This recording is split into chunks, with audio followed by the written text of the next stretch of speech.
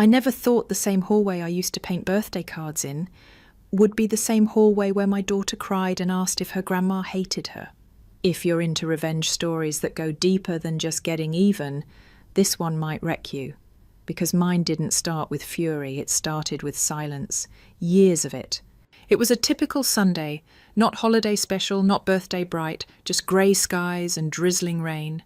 My 6-year-old daughter, Lyra, was giggling in the kitchen, completely unaware that the house we were in, my parents' rental, was never really a home to me. They called it a family gathering.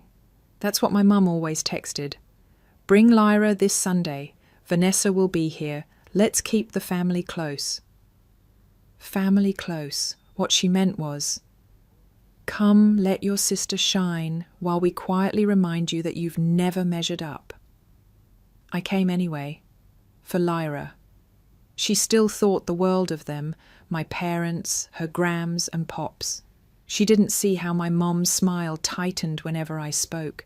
She didn't catch how my dad only complimented her when Vanessa wasn't in the room. She didn't notice how her gifts were often forgotten or accidentally swapped with something cheaper. Me? I noticed. I noticed everything. I just stayed quiet because Lyra loved them. And I didn't want to ruin that. I stood in their living room staring at the rug I helped pick out when I was 14. It was still there. Same floral trim, same wine-coloured edge. I used to sit there cross-legged, drawing handmade cards for my dad's birthday. I remember cutting out little hearts from old cereal boxes because we didn't have fancy paper. He laughed and said it was cute but never really looked. Now Lyra danced across that same rug, trying to balance a plastic crown on her curls. She twirled and said, "Gram says I'm her favourite princess." I smiled, my chest clenched. Vanessa breezed in late, as always, long blonde hair, designer trench, and an iced coffee she hadn't paid for. My mum lit up like the 4th of July. "Sweetheart, you're glowing. Is that a new dress? God, you look like a model." No one said a word to me. Vanessa shot me a smirk. "Still wearing that same grey sweater, huh? Vintage sienna." I laughed politely. Lyra didn't catch it, but I did. My ears burned. My dad glanced at me, then back at Vanessa. "I keep telling her some makeup wouldn't hurt, but she says she's focusing on being a good mum." He even used air quotes. I stayed quiet, again. Because what else could I do? Stand up and say, "Hey, I'm doing this alone without a nanny, without alimony, without your help"? I'd done that once before. It only made them roll their eyes. In the kitchen, I made Lyra her favourite, PB&J with the crusts cut off. It was a tiny act of love, but it mattered. She always smiled when I brought it over. "Mommy," she called from the hallway, "Vanessa gave me a gift." I peeked around the corner. Vanessa had tossed a wrapped toy at her like she was feeding a dog. "Don't get used to gifts, sweetie. Your mum's still paying off last month's rent." Lyra giggled, not understanding. I did. I gripped the butter knife in my hand a little tighter. Then came the sound that would split my life in two. A thud, bone rattling, followed by a scream, Lyra's scream. I dropped the sandwich. My legs moved on instinct. I rounded the staircase and saw her, crumpled at the bottom step, one arm twisted weird, her face scraped and red. She wasn't crying yet, she just looked stunned. Then came the pain, the real cry, the kind that splits a mother's soul. And there was Vanessa, at the top of the stairs, arms crossed, unbothered. "She's fine," she said, rolling her eyes. I nudged her. She was being dramatic. God, it was a joke. A joke? My daughter was lying there, bleeding, and my sister thought it was funny? I scooped Lyra into my arms. "Call 911!" I screamed. My mother didn't move. She was checking the carpet. "She must have slipped. These stairs are old. Maybe teach her to be more careful." I stared. She was pushed. Dad walked in, sighed like I'd dropped a dish. "Kids fall. You always overreact." Overreact? My child was trembling, her arm was swelling. She was clinging to me like I was the only thing left on earth. That was the moment it hit me. They didn't just ignore me, they erased me. And now they were trying to erase her too.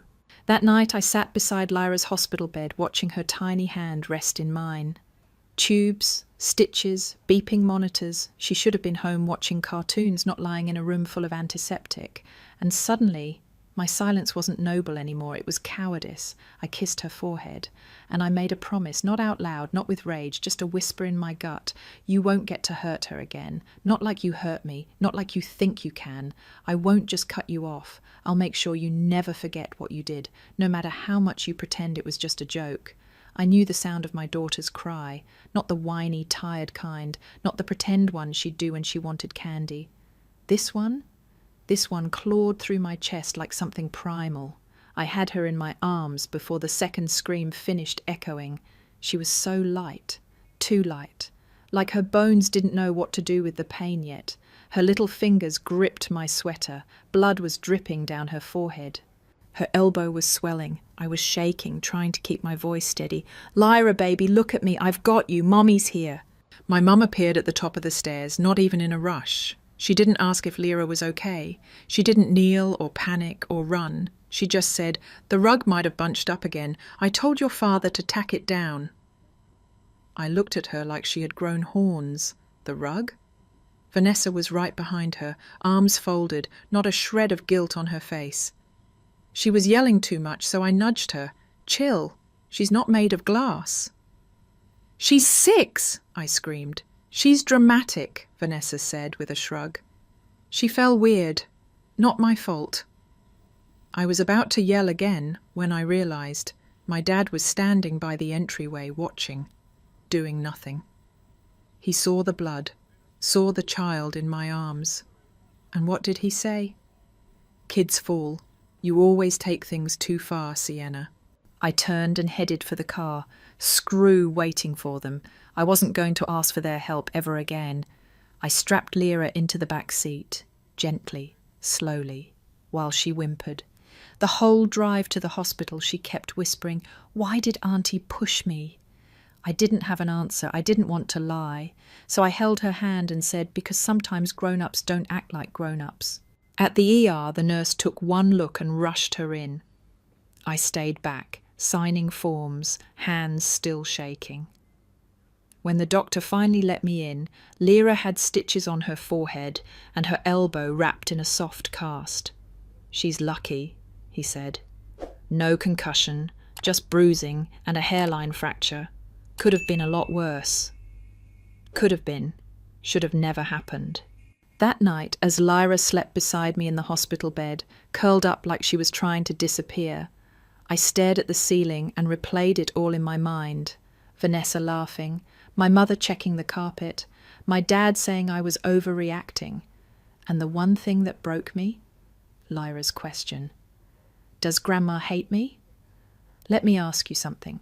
If a 6-year-old gets pushed down a flight of stairs and the first thing her grandmother does is check the damn rug, not her heartbeat, would you still bring your child back there? Seriously, would you? Because in that moment I needed someone to tell me I wasn't crazy. And maybe that's you. Maybe that's someone watching right now. Let me know in the comments. What would you have done if it were your kid? Because I know what I should have done years ago. But I didn't snap. Not yet. Not out loud. I sat there in that stiff blue chair, holding Lyra's warm little fingers while a machine beeped steadily behind us. And that's when I knew this wasn't the first time. Not the first time they'd ignored pain. Not the first time they'd rewritten the story. When I was 9, I fell off the porch and hit my jaw. Vanessa had pushed me, just playing rough.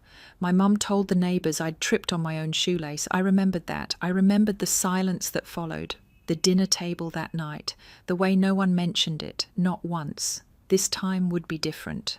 I went to the nurse's station, asked for the printout of Lyra's chart, took pictures of every stitch, every bruise. Then I asked if they had security footage from the entrance hallway. They said yes. It was grainy. No sound. But it was clear enough. Vanessa behind Lyra, a shove, a fall. I sent a copy to myself, saved it in 3 places. Then I called my mom. She didn't even ask how Lyra was doing. "You're really going to make this into a thing?" she said. She was probably off balance. "You can't blame Vanessa for your child's weak bones." And just like that, any flicker of hope I had left, gone. I hung up, looked at Lyra. She was awake now, drowsy, but her eyes were open. "You're safe now," I whispered. "I promise." And this time, I wasn't just saying it. I meant it. Not just safe from Vanessa, not just safe from that house, but safe from the people who raised me to believe I was overreacting. Every single time I told the truth. I stayed awake the whole night. Not just because of the hospital lighting or the plastic couch, but because every time I closed my eyes, I saw Lyra falling again. And I saw my mum, fingertips brushing the rug like it mattered more than the child bleeding at her feet. By morning, Lyra was a little more alert. She tried to smile, probably thinking I needed it more than she did. "Does this mean no school today?" she asked, her voice raspy. I forced a laugh. "Yes, sweetheart. Doctor's orders." She blinked. "And no more going to Graham's house?" I paused. That one hurt. I reached over, tucked her hair behind her ear. "Not for a while," I said softly. She nodded, then looked out the window. Just quiet. I sat there, hand in hers, and realized something so simple it cracked me open. She was waiting for me to protect her. Not just from scraped knees or bullies, but from the people who thought they were above consequence. I called my job, told them I needed a few days off. They asked if I could zoom in. I said no. First time I ever said no and didn't apologize for it. Next, I called a locksmith. For my own apartment, not theirs. I just needed a reset, a signal to myself that this chapter was done. Then I opened a blank page in my phone's notes app. Title: Things They Did and I Let Slide. It started simple. Vanessa pushing me when I was 9, Dad calling me clingy when I cried after my first heartbreak, Mum throwing away Lyra's birthday gift because we already have too much junk. But once I started, I couldn't stop. The list poured out like it had been waiting years, 34 bullet points in 20 minutes. And the worst part? Every single one felt normal at the time. That night, I couldn't sleep again. I stood in the kitchen, lights off, just staring at the blinking microwave clock, 3:02 a.m. Then something shifted. I remembered a quote from a support group I'd once sat in on when a friend invited me. "Sometimes forgiveness is just permission to do it again." And I realized I'd been giving them that permission for years. They told me I was dramatic. I apologized. They mocked how I dressed. I laughed with them. They pushed my daughter down the stairs. I was done. People talk about defining moments like they're loud, like they come with lightning bolts and screaming. But mine came in stillness, a quiet kitchen, my child sleeping safe behind a locked door. And the word enough settling into my chest like a final brick in a long wall. I didn't want revenge, not in the petty sense. I wanted something bigger, stronger, unforgettable. I grabbed an old file box from the closet. Inside was every tax return invoice and savings printout from the last 6 years. 6 years of scraping by, working 2 jobs, babysitting during weekends, freelancing at night after Lyra fell asleep. I did it all while being told I was a burden, a mess, a charity case. But what they didn't know, what no one knew, was that I hadn't wasted those years. I'd invested, slowly, carefully, quietly. There was one property in particular I'd been eyeing, a duplex in a neighbourhood near Lyra's school. I'd already run the numbers with an old college friend who worked in real estate, but in that moment I wasn't thinking of buying a new place. I was thinking about that place. My parents' house. Well, technically not theirs. They rented, always had. The same sweet old woman named Mara had owned it for decades. She once told me during a family dinner that dealing with difficult tenants was wearing her down. She had no idea I was her tenant's daughter. I made a plan, not rash, not angry, just sharp. I'd reach out to Mara, under a different name, a neutral tone. I'd offer her above market value, cash if needed, close in 30 days. I wouldn't even mention my parents. Let the paperwork do the talking, because when this was done, I wouldn't just be walking away. I'd be walking back in, with keys. I stared at the calendar on my fridge, the days I had circled for grocery sales and daycare pickups. This time, I circled something else. Take it back. And for the first time in years, I didn't feel small. I felt dangerous, and not in a way that hurt people, but in a way that said, you should have been kinder to the quiet one. There's something terrifying about acting calm when you're not, like calling a woman you've known since childhood and pretending you've never met her, like emailing under a fake name and signing with a new Gmail account, like hiding the fact that you're not buying property, you're buying power. I told myself it wasn't personal, it was protection. And maybe that's what made it so easy to play the part. Her name was Mara Tenley. She was in her late 70s and had owned my parents' rental house for over 40 years. She always wore long cardigans, kept hard peppermint in her pockets, and smelled like powdered soap. As a kid, I thought she was lovely. As an adult, I remembered her saying one thing that changed everything. Managing tenants isn't what it used to be. You try to be kind, but kindness gets mistaken for weakness. That sentence came back to me like a thread finally finding its knot. I reached out through a generic real estate contact form using the name Erin Glass. I made up a small investment firm, nothing flashy, just something that sounded serious enough to be real, but small enough not to scare her. My first email was polite, professional. Hello, Ms. Tenley. I'm looking to purchase a small residential property in your area. I came across 1429 Magnolia Drive and was wondering if you'd be open to selling. I'm prepared to offer above market value and can close within 30 days. She replied within hours. Said she'd been thinking about selling for a while, that the current tenants were not difficult, but not exactly easy either. I almost laughed. We met for coffee at a small bakery downtown. She wore pearls and smiled kindly. I kept my hair tucked in a low bun and wore no makeup, just in case she recognized me. She didn't. We talked like strangers. I listened as she vented about how the lawn was never properly mowed, how the daughter, aka my mum, always paid rent late and blamed the banking app. She said she was tired, said she wanted to travel more, visit her sister in Maine. I nodded sympathetically.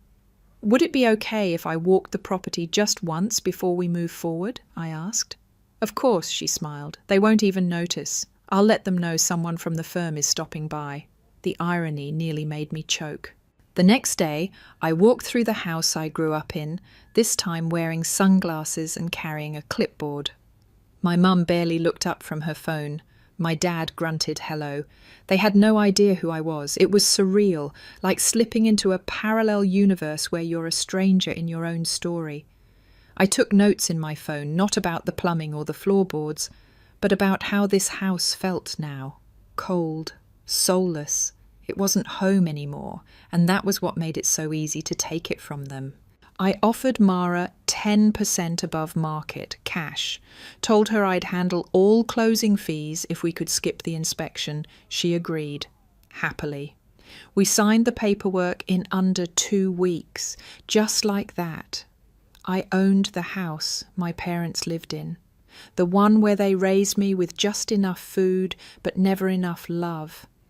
The one where I learned to disappear quietly, to swallow my words before they made things worse. The one where my daughter's blood had soaked into the stairs, and now it was mine. I didn't tell anyone, not even Lyra. I kept showing up to family things like nothing changed, still smiled politely, still brought a dish, still sat in the corner and watched Vanessa tell the same stories over wine, my dad nodding along, my mum commenting on my lack of style. They had no clue. I had the deed in my purse. I had power they couldn't smell yet. And that silence, it was delicious. There's something deeply satisfying about letting people believe they've won, while you rewrite the ending behind their backs. It wasn't about revenge. It wasn't about proving a point. It was about reclaiming something they stole without even noticing, my right to feel safe. The final straw came on a Saturday. Vanessa threw a birthday party for her daughter, and we were invited, last minute of course. Lyra and I showed up with a small wrapped gift. She was wearing her favourite dress, the one with the unicorn stitched on the front. Vanessa took one look and said, "Oh, I forgot you were coming." She pointed to the far wall. "There's no room at the table. You two can sit over there, like last time." "The floor, next to the trash bin," my mum muttered, loud enough for me to hear. Well, Lyra should learn humility. Can't always expect royal treatment. I didn't yell, I didn't cry, I just smiled, kissed Lyra on the head, took her hand, and walked out. Back in the car, I made a call. 3 words. "Serve the papers." I didn't flinch when the papers went out. No guilt, no second thoughts, just a quiet, cold calm, like the kind you get when you finally shut a door that should have been closed years ago. The eviction notices hit their mailbox on a Tuesday, standard envelope, nothing dramatic. Inside, a simple letter, typed and signed by the new property owner, me. They had 30 days to vacate the house I grew up in, the one they used as a stage for humiliation and control, the one they never owned. My mum called first. I let it ring, then ring again. Finally, I picked up. Her voice was already shaky. "Sienna, we just got some nonsense letter. Is this a joke? Did Vanessa put you up to this?" "Nope," I said. "Then who bought the house?" she snapped. I didn't answer. "Sienna." Still quiet. She hung up. Next was Vanessa. Of course.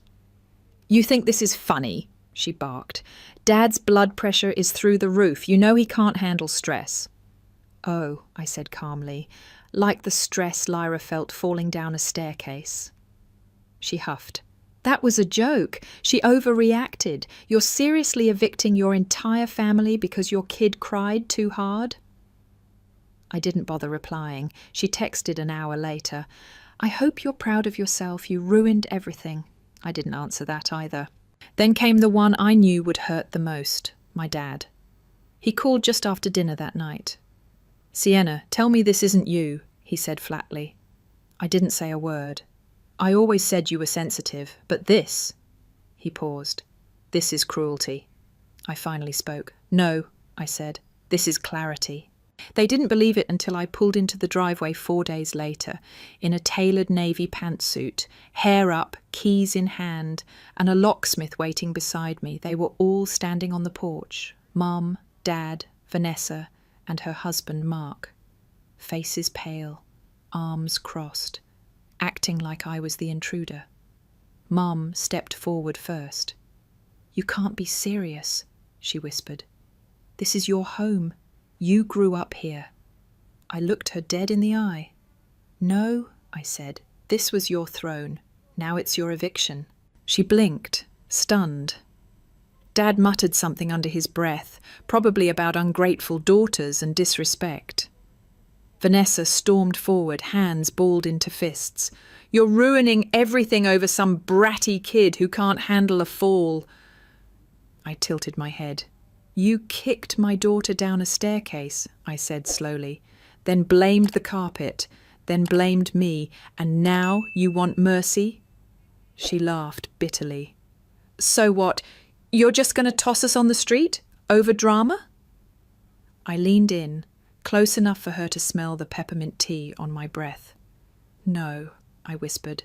"I'm going to watch you pack, box by box, and when you ask for help, I'll remind you exactly what you reminded Lyra, that we're not family." The locksmith popped the front door open. I stepped inside. They didn't follow. Over the next few weeks, I watched them unravel, from a distance, of course, but close enough to see the panic turn to bitterness, bitterness to silence. Vanessa stopped posting on social media entirely. No more brunch selfies. No more "had blessed" captions. Mum stopped calling. But I heard from mutual acquaintances that she'd been trying to leave furniture behind during the move. Sentimental items, she said. I told the lawyer not to accept anything. This house wasn't her memory box. It was my future. And every inch of it had to be cleaned of them. Dad tried one last time. He came by while I was overseeing some early renovations, leaning on a cane he didn't need 6 months ago. You always were dramatic, he said. But this is a new low. I didn't respond. He tried again. We raised you. I met his eyes. You raised me to survive you. The final day of their lease came and went. By noon, the house was empty. Echoing. No voices, no judgments, no passive-aggressive silences, just clean air and the faint scent of new paint. I walked through each room with Lyra at my side. She looked older somehow, not in a sad way, in a wise way. "Is this ours now?" she asked. I looked at her eyes so full of hope, so clear. "No, sweetheart," I said, "this is our closure." And that's the thing people don't always understand about revenge stories. Sometimes they're not about fire and rage. Sometimes they're about standing still while the people who tried to break you get a front row seat to your quiet strength. That night, Lyra and I had a picnic on the living room floor. No furniture, just a blanket and sandwiches. She giggled when a piece of bread fell on her lap. I laughed too. We weren't scared anymore. And for the first time in my entire life, I felt what I never did growing up in that house. Safe. I didn't keep the house. That surprises a lot of people when I tell them. But it was never about living there again. That house held too many ghosts. Not the kind with chains and rattling footsteps, the kind that sits quietly in corners, whispering things you almost believe. You're overreacting. You're not enough. This is just how families are. So instead I rebuilt it, not with a hammer, but with intention. I partnered with a local non-profit that helps single mothers and children who've experienced emotional, physical, or family-based trauma. They were underfunded, under-resourced, and blown away when I offered them a fully paid property. Not just a shelter, a sanctuary. We renovated every inch. The upstairs became therapy rooms, the basement, a quiet emergency shelter, the kitchen, a communal space with a giant chalkboard wall where kids can draw freely. No judgment, no don't touch that.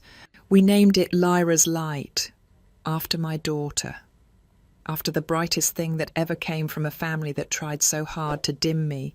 News of the project spread fast. Local press picked it up first. Daughter buys childhood home and turns it into safe haven for families in crisis. Then the video went viral. People shared it with captions like, "This is how you break the cycle." She didn't just heal, she helped others heal too. Comments flooded in from daughters, mothers, women I'd never met. One said, "I watched this and finally packed my bags." Another wrote, "My mother said the same thing about my daughter's bruises. Thank you for speaking up."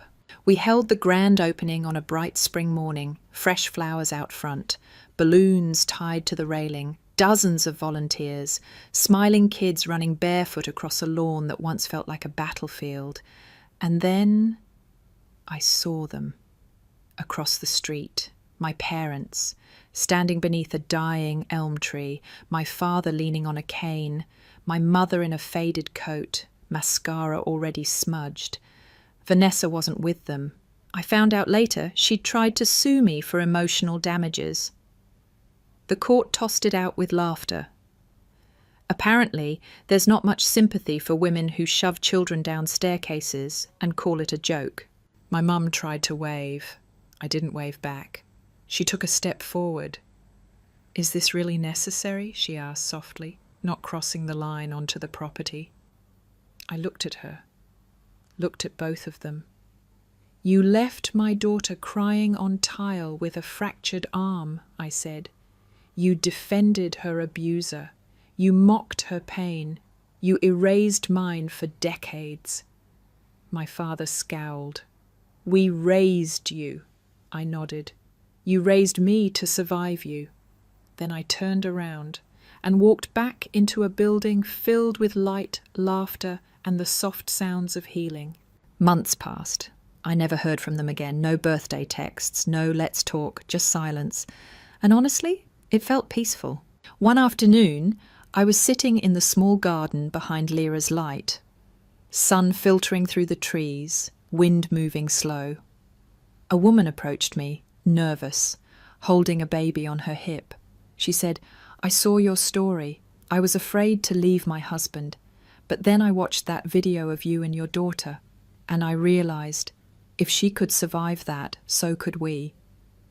I didn't know what to say at first, but I looked over at Lyra, now laughing on the swings with 2 other girls. No cast, no bruises, no fear, just joy. And I realized I didn't just evict my family from a house, I evicted their power.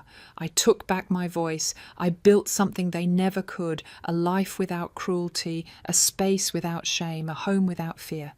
Sometimes healing doesn't look like forgiveness. Sometimes it looks like boundaries that don't budge. Sometimes it looks like a door that stays closed no matter how long they knock. And sometimes it looks like your daughter laughing in the exact place she once bled.